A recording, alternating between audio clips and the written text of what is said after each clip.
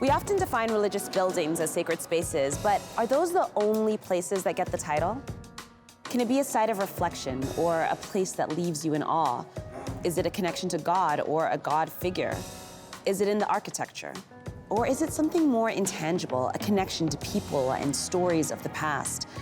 Today, I'm at the Aga Khan Museum. It's not a place of worship, but it's a home for many items that inspire devotion. I'm hoping that by the end of my visit, I can come closer to understanding what makes a place sacred.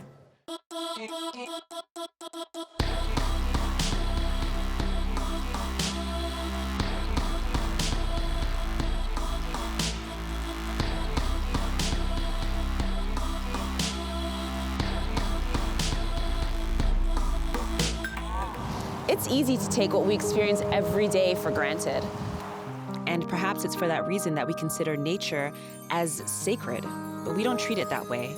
And disappearing landscapes are a daily reminder that permanence is an illusion. To be in these ancient, original rainforests on Vancouver Island, to stand in front of these gigantic trees that grow here over millennia, it's a truly humbling experience.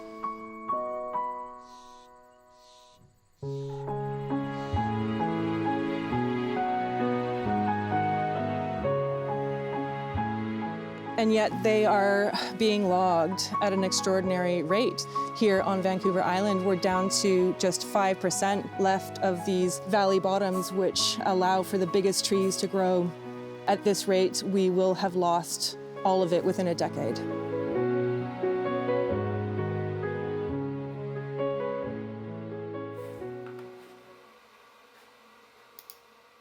So Embers and the Giants is a IMAX commission which will present a complex old-growth rainforest here on Vancouver Island. And in the forest appears to be thousands of floating embers of light. And upon viewing it, people might assume that they're looking at fireflies. But as they watch, they notice that something's not quite right. Which then leads thinking the fact that perhaps they're looking at thousands of tiny drones. And what I'm trying to suggest with the work is that perhaps we will face a time in the future when we have to amplify the spectacle of nature as though it's not spectacle enough, but we have to amplify it artificially in order to convince the public of its worth.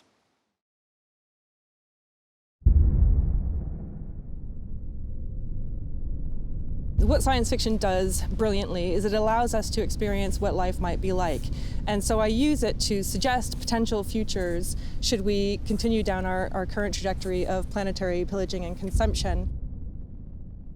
It allows people to experience that future, and in doing so, provides a window through which they can look back on our current time, our current priorities, with some measure of hindsight and clarity.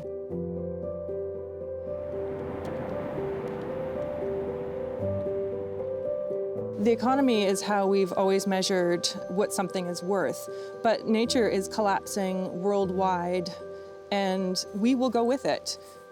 How do we put a value on that? What I want people to take away from this work, along with all of my work, is an appreciation of where we're heading and why. I do feel hopeful in the sense that I think that I have to believe that we are smarter than this. I have to believe that we have it within us to change our futures. My name is Kelly Richardson, and I'm a video installation artist.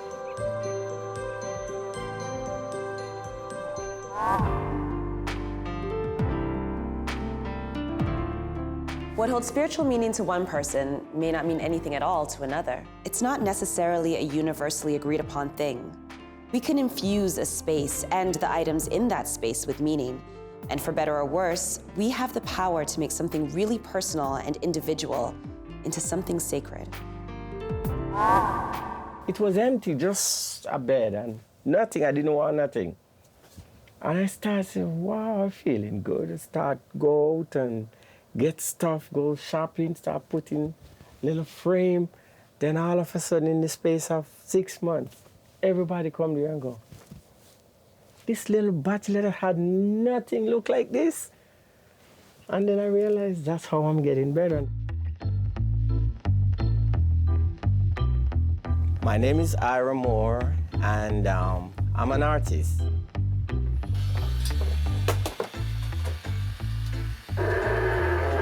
Listen to that.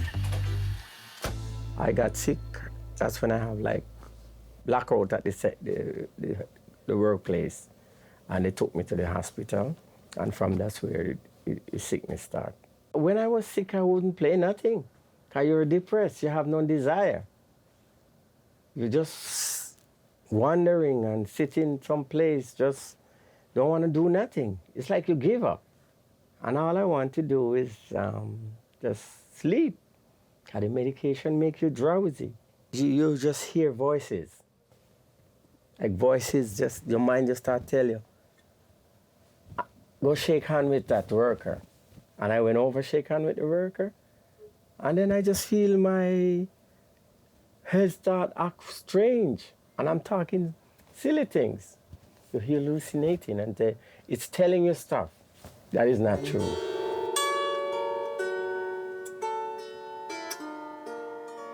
I just love music. So whenever I see instrument that I don't have, I always collect, you know. So I play around with them, feel the sound of it.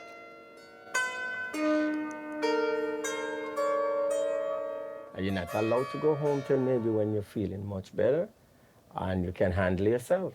So after you start feel better, they let you go home for a weekend. Like holiday, long weekend, you go home maybe Saturday morning and you come back in the next Tuesday or the Monday. And they give me this medication. It makes me worse. They gave me another medication. I couldn't see. Side effect, I'm blurry, my vision blurry, I can't read. It's like something covered my eye. You end up get more sick because you want to get better and you're having blurry vision, you can't see nothing. And you wonder what is going on with you. And that's why you end up there so long.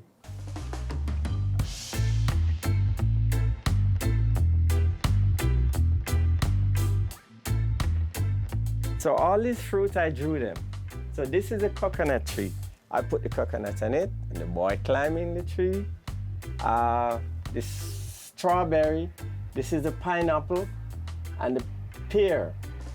This is also some small trees, like in the Caribbean, you have those small little banana tree and the stump of some other little trees. That's our national bird, hummingbird. Yeah. I drew this one too. I put everything there. The only thing was on this was this one, just that building and that blue area. And I put all those dolphins inside, all the hillside, I make all those buildings, the trees at the top. Said it to a friend, I had a dream about my dad's little tiny place. How beautiful it is, and everybody come and say, wow, look at your dad's place. But the dream was for me.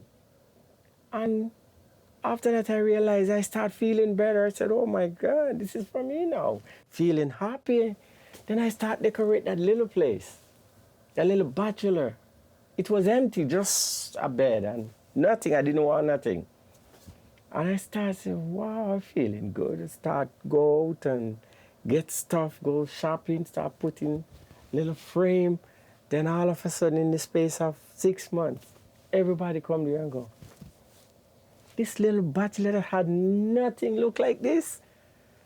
And then I realized that's how I'm getting better. And the dream, like it wasn't for my dad.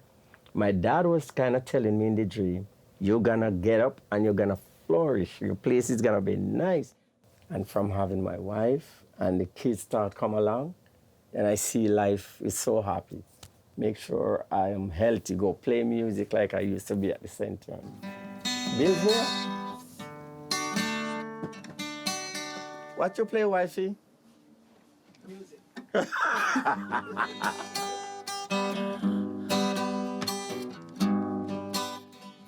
All these things make me so happy, man. Putting them up every day, I get something, and I would put them up, and it's so nice.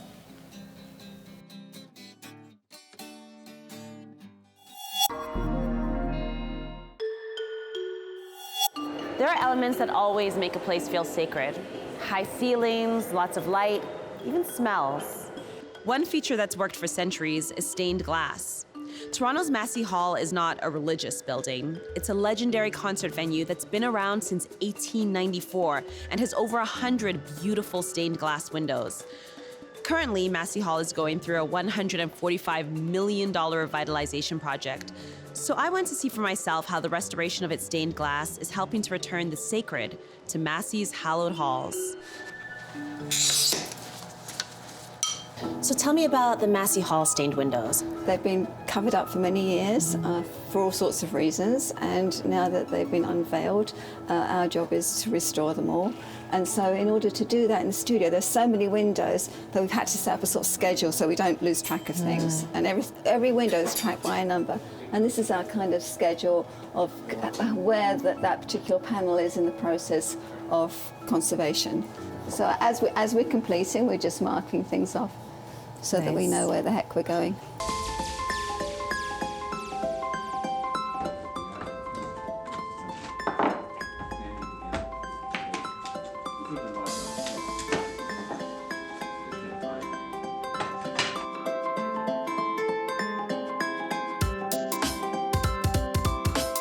This is a rubbing, so a piece of paper is laid over the panel. Okay. And then we just rub it with carbon paper. Ah. And this line, you see this line here? Yeah. That's this lead line. Right, so then that helps you see the shapes. That's right. So when we dismantle it, we now have this as our template to rebuild the panel. Ah. Everything about this panel is now noted on here. Got it. So and this is kind of like our guide through the whole process. Okay, so now you've got each individual piece. Do you start cleaning it? What do you do with the next one? We have to go to the cleaning. Okay, let's take me to the cleaning section.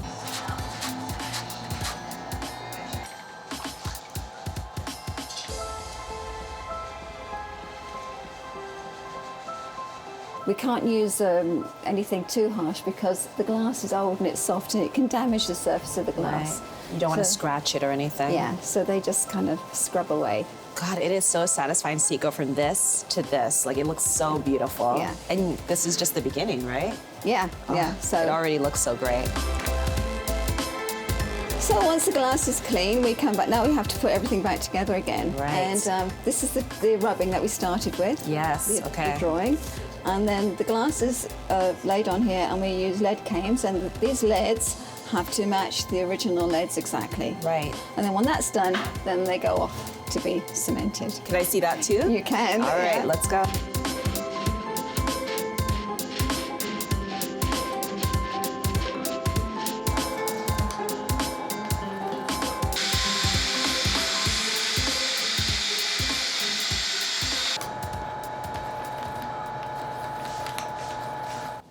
So this is Beethoven. This is one of the famous lost composers. Wow. I could not, if you didn't tell me it was him, I definitely would not be able to tell. And you can see part of the face is missing here. It's broken, and these pieces are missing, and you can see all the grime on the surface of the glass. So are those pieces permanently missing, or? We're going to replicate these. Okay. This looks like it's been through a lot. Is that bird doo-doo? Yeah.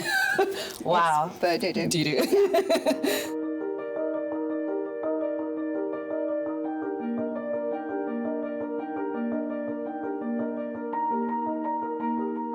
So what is the process that makes this part different with the faces than what you've walked me through so far? Because the paint just sits on the surface of the glass. It's like a china paint, like you'd find on a teacup or something. So it's on very low fire and it's very soft. So the faces need to be enhanced. So what we're doing, what Elisa's doing here is that she has applied a second layer of glass over the original face. Wow. We're not doing anything to the original at all. We're just applying a second layer, and that will just provide a depth. That, you know, it's an auditorium, so people can view them from a distance, so they have to stand out. So that's what we're doing. Everything that we do is reversible. We don't damage the integrity of any of the original. We just add anything that can be removed. And just try to amplify and showcase its beauty again. Yeah, absolutely.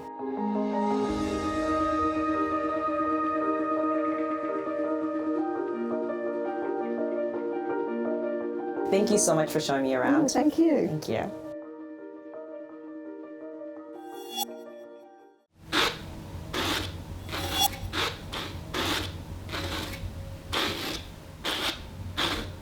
I've always been really envious of people that really understand where they're from.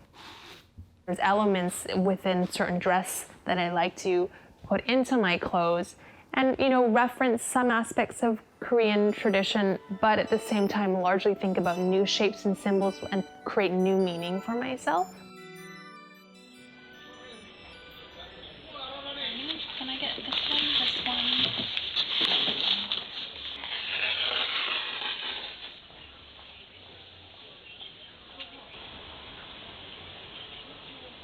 My name is Aidy Cha, and I'm a Canadian artist originally from Vancouver, Canada, and I now live and work in London. I like London because it's a very frenetic, busy city. Having said that, I don't feel like it's really frenetic or busy. I don't feel the same kind of nervous rumble that I feel in other cities like, let's say, New York City. My background is painting. I studied painting for about 10 years. And now I do painting, but through, I guess, the filter of performance, video, sound, textile, and costuming. This is how it was for many years. I'd wait by the water's edge, hoping to catch a glimpse of her. Halmoni, my grandmother, my mother's mother, the shapeshifter, the fisherman, the witch.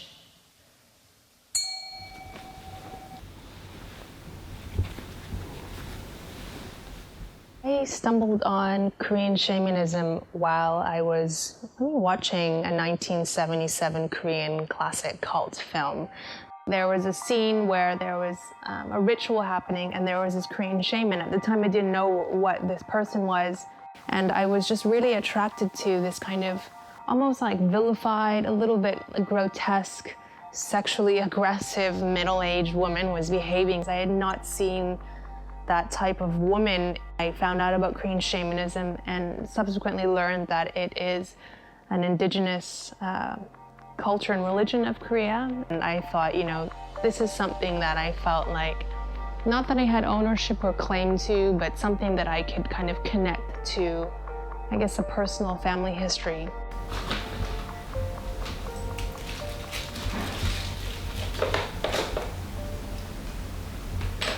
Fell into performance and costume making and textiles quite quickly, and you know, it feels like it was very quick because I just kind of shifted and I just did it, and that was largely through frustration of kind of not being a very good painter, not being able to communicate the ideas I wanted to thoroughly through pigmented, you know, color spread across the surface, and I guess just that frustration really kind of forces you to try something different. I started kind of working with two-dimensional cape structures, largely because a cape is a really simple design and you're able to hang it on a wall and you're able to approach it very much the way you would do with painting through like different textures and colors. But also it was something that could be draped on the body, and I've always been really interested in garments and clothing and fashion.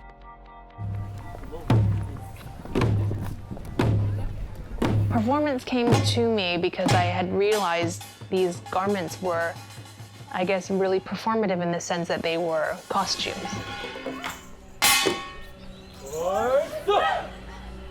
Right now, what I'm doing with my work is feeling really comfortable or trying to take ownership of that third space, so the space in between all these different multiple cultural identities that kind of have informed or shaped who I am as a person.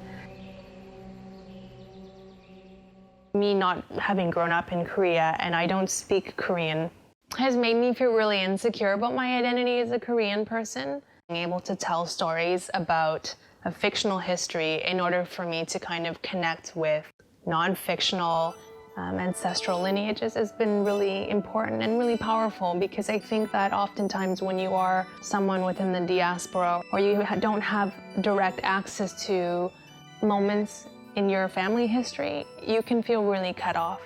And I think for me, a way for me to fill in those gaps has been using fiction. And thinking about things through a matrilineal line has been really important to me because that's the only connection I actually have in my family. I don't have a relationship with my father, so I have a strong relationship with my mother and with my aunties. In many ways, to protect maybe myself or even my mom, sometimes I won't ask direct questions as a way to kind of respect her privacy. And I think it's easier to kind of skip generations and go back in order to fill in gaps or create new narrative realities for yourself. All disruptors, all living things, and everything alive will save you. A sacred space doesn't have to be something as tangible as a centuries-old cathedral. It can be a space that you take with you. It can be part of what you make. It can be part of what you are. I guess that answers my big question. What makes a place sacred? Maybe the power to make something sacred is in our hands. It's up to us. It's the meaning, the history, and the respect that we bring with us into spaces. Thank you to the Aga Khan Museum for opening their doors and giving us a space to be inspired. Join us next season as we continue to ask new questions, meet new artists, and witness how the Canadian art scene continues to evolve. Peace.